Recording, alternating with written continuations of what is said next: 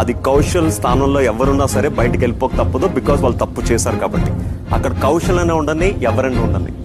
ఇంకొకటి ఏంటంటే, నేను ఇక్కడ గేమ్ ఆడడానికి వచ్చాను అని చెప్తున్నారు అందరూ. ఎస్, నేను గేమ్ ఆడడానికే వచ్చాను. నేను ఇక్కడ బంధాలు పెట్టుకోవడానికి, రిలేషన్స్ పెట్టుకోవడానికి రాలేదు. నా ఫోకస్ అంతా గేమే. నేను చిన్నప్పటి నుంచి అలాగే పెరుగుతూ వచ్చాను, అలాగే పెరుగుతాను, అలాగే చేస్తాను. నా గేమ్ ఫోకస్. ఇక్కడికి వచ్చింది ఒక ఎయిమ్తో. బయటికి వెళ్ళిన తర్వాత ఈ బిగ్ బాస్ ని యూజ్ చేసుకుని ఒక సాధించాలనే ఒక ఎయిమ్తో.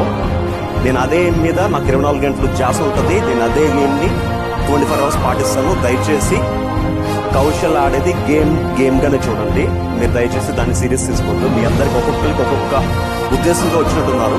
నా ఉద్దేశం మాత్రం బిగ్ బాస్ హౌస్ లోకి వచ్చింది focus and game. That's all.